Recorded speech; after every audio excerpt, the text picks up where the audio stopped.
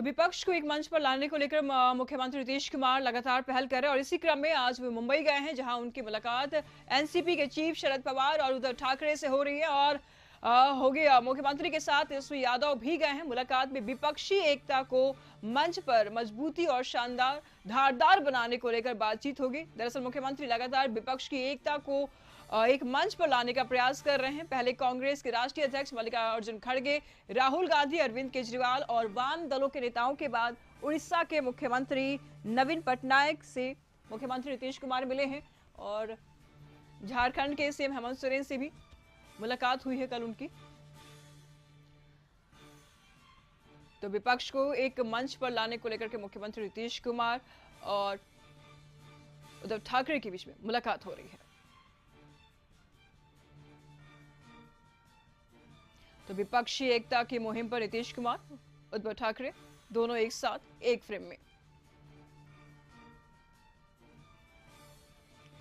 तो शरद पवार और उद्धव ठाकरे से यहां पर मुलाकात। लाइव तस्वीरें आप साफ तौर पर टीवी स्क्रीन पर देख पा रही है। मुंबई की तस्वीरें जहां मुख्यमंत्री नीतीश कुमार और उद्धव ठाकरे बातचीत कर रहे हैं। तो विपक्षी एकता की मुहिम पर नीतीश कुमार निकल चुके हैं और इस दौरान लगातार अलग अलग राज्यों में मुख्यमंत्री नीतीश कुमार जा रहे हैं, वहां के मुख्यमंत्रियों से मिल रहे हैं। और यहां पर अब मुंबई में मुख्यमंत्री नीतीश कुमार, उद्धव ठाकरे के साथ शरद पवार और उद्धव ठाकरे से मुलाकात होगी यहां पर और विपक्षी एकता को लेकर के बातचीत हो रही है।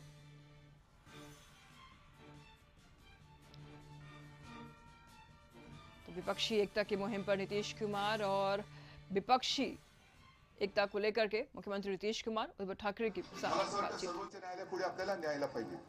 तूर्त सर्वोच्च न्यायालयाने जो निकाल दिलेला आहे त्याच्यामध्ये राज्यपालांना अधिवेशन बोलवण्याचा अधिकार नव्हता, त्यांनी बोलवण्याची गरज नव्हती वगैरे वगैरे सगळे आता आपण डिटेलमध्ये गेल्यानंतर कळेल। पण अपात्रतेचा निर्णय हा त्यांनी अध्यक्षांवरती जरी सोपवला असला तरी पक्षादेश हा त्यावेळेचा जो पक्ष म्हणजे माझी शिवसेना त्या शिवसेनेचाच राहील। आता अध्यक्ष महोदयांना सुद्धा याच्यामध्ये वेळ न काढता लवकरात लवकर निर्णय घ्यावा याच्यासाठी आम्ही आता मागणी तर करूच, हा एक भाग झाला। लेकिन आज नीतीश जी और तेजस्वी जी आए हैं, मैं आपका स्वागत कर ही रहा हूँ और लड़ाई तो आज शुरुआत हो गई है। मैंने जैसे अभी अभी आपको कहा, जब हम अंदर बात कर रहे थे तो एक जला शुभ शकुन असं म्हणतो कि इतने दिनों से हमारी लड़ाई चल रही थी सर्वोच्च न्यायालय में, आज आप भी आ गए और वो निर्णय भी आ गया। इस देश में अब प्रजातंत्र, उसकी रक्षा करना हमारा काम है। जैसे सर्वोच्च न्यायालय ने कहा कि अगर मैं रिजाइन नहीं करता, मैं इस्तीफा नहीं देता तो शायद वो मैं वापस मुख्यमंत्री बन जाता। मैं मेरे लिए नहीं लड़ रहा हूँ, मेरी लड़ाई जनता के लिए है, मेरे देश के लिए, मेरे राज्य के लिए है। और भले हम इसके पहले राजनीति में विवाद तो होते रहते हैं, लेकिन एक मत तो हमारा हो गया है कि इस देश को हमें बचाना है, संविधान को बचाया है। और इसलिए आप यहाँ आए हैं, हम मिलकर पूरे, आप तो पूरे देश में घूम रहे हैं, सबके घर जा रहे हैं, हम सब मिलकर ये जो अपने देश को फिर से एक बार गुलाम बनाना चाहते हैं उनको घर भेजेंगे। और मुझे पक्का भरोसा है पूरी जनता हमारा इंतजार कर रही है। राजीनामा देण्याची चूक झाली असं वाटतं का? नीतीश जी तो आपने तो बात बता ही दिया है, सब लोग तो आए ही हुए हैं इनसे मिलने के लिए। बातचीत तो होती रहती थी, तो बहुत अच्छा हुआ है। अब तो इन्होंने खुद ही बता ही दिया है। और किसी भी प्रकार से एक तो आश्चर्य की बात है कि पार्टी के नाम को कैसे कोई बदल सकता है। तो इन सब चीजों को लेकर के तो हम लोग सब दिन तो अपनी बात अपना इनके साथ हम लोग रही हैं, लेकिन अभी जो हम लोग आए हुए हैं उसका मकसद इन्होंने बता दिया। हम लोग चाहते हैं कि पूरे देश में अधिक से अधिक पार्टियां एकजुट हों और मिल करके हम लोग लड़ेंगे। तो आज जो केंद्र में है वो पूरे देश के लिए कोई काम नहीं कर रहे हैं और समझ लीजिए इतिहास बदल रहा है।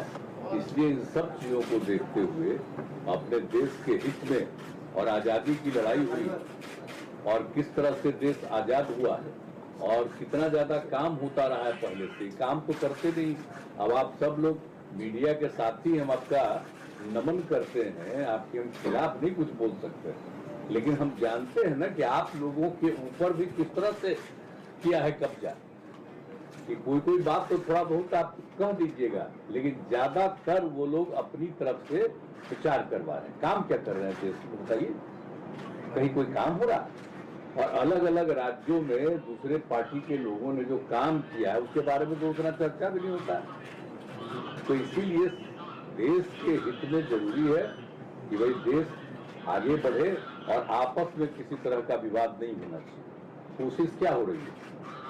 समाज में एक तरह का विवाद पैदा हो, और ये नहीं होना चाहिए। सब में एकता, हिंदू मुस्लिम कोई भी जाति के हो, सब में कोई विवाद नहीं होना चाहिए, एकता रहनी चाहिए। तो हम लोग तो यही चाहते हैं कि ज्यादा से ज्यादा पार्टियां एक साथ मिल करके काम करेंगी। और इस बीच में बहुत लोगों से बातचीत हो गई है। आज तो इनसे ऐसे हमारी बातचीत हम लोगों की होती रहती आई है, आज भी बात करेंगे। अब इसके बाद ये तय होगा कि कब मीटिंग सब लोगों की होनी। तो अभी तो एक राउंड आप जानते ही हैं, पिछले महीने भी हम लोगों ने बातचीत किया, और जिस तरह से बातचीत हुई है अनेक पार्टियों से, बहुत लोगों से बहुत अच्छी बातचीत हो गई है। अब उसके बाद आगे जो करना होगा वो हम लोग करेंगे।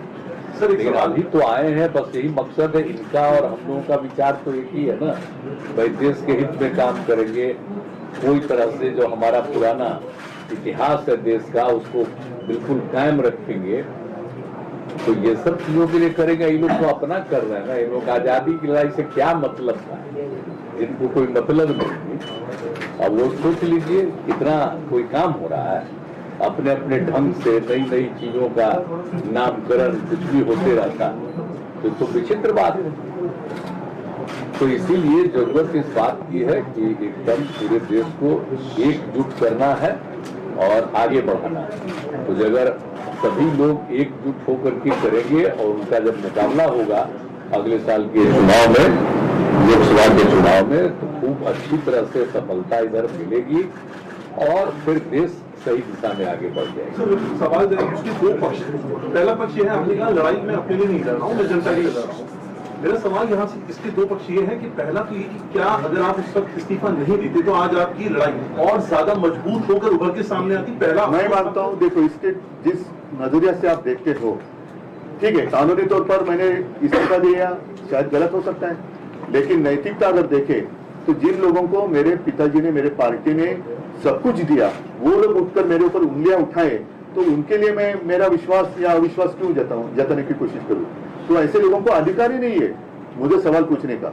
जिन लोगों ने मेरे पार्टी से सब कुछ लिया और गद्दारी की, तो गद्दार लोग मेरे ऊपर अविश्वास लाए और उसका मैं सामना करूं, कैसे हो सकता है?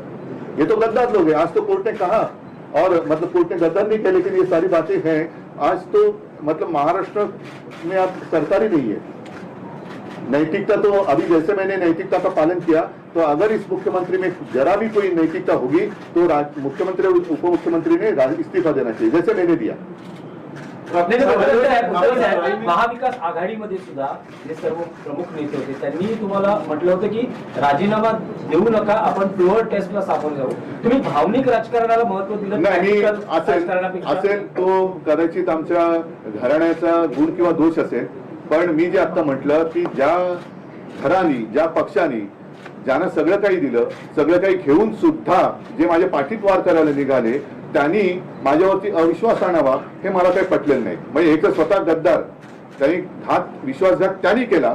विश्वासघात करणाऱ्यांकडून मला जर विश्वासदर्शक ठराव, अविश्वासदर्शक ठरावाबद्दल विचारलं जात असेल तर ते अयोग्य आहे. सर, युवा यहाँ पर है, आदित्य हैं और तेजस्वी हैं, जिस लड़ाई की आप बात कर रहे हैं, जो मिलकर सामने आए हैं, इनमें इन दोनों का कितना अहम रोल और किस तरह से देखेंगे आप? अभी क्या रोल, अभी क्या वो सिनेमा या नाटक थोड़ी है कि रोल कैसे रहेगा, ये देखो ऐसा रोल रहेगा. ये रोल तो नीतीश जी, जब ये यूनिटी की बात इकट्ठा ला रहे हैं, विपक्ष का चेहरा कौन बनेगा? आपकी कुछ कोशिश? ठीक है, चलो अभी तो हम इकट्ठा आ रहे हैं. सबको एकजुट करना चाहते हैं, लेकिन अपना कुछ नहीं करना चाहते हैं, ये जान लीजिए. हम तो सिर्फ चाहते हैं कि सब एकजुट हो, मिल करके सब लोग लड़े और हम लोग मिल करके पूरा का पूरा सिद्धांत बना के चले और देश को आगे बढ़ाएं। लेकिन कौन चेहरा कौन रहेगा? बिहार में वो नहीं बनना है, और जो भी बनेंगे वो सब मिलके सबको आगे बढ़ाएंगे। बिहार में मीटिंग का डेट तय हुआ है, मीटिंग का डेट तय हुआ है बिहार में। बिहार में मीटिंग बिहार में बताएंगे। उद्धव जी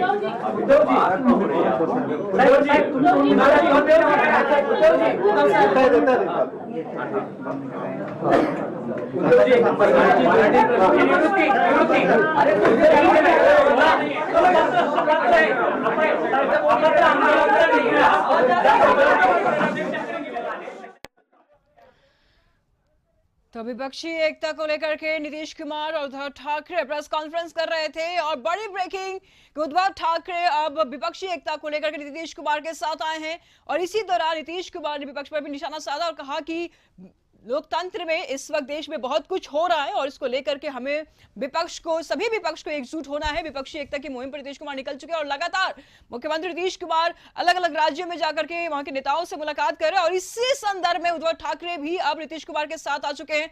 तस्वीरों में आप साफ तौर पर देख पा रहे हैं, दोनों नेता प्रेस कॉन्फ्रेंस कर रहे थे एक साथ।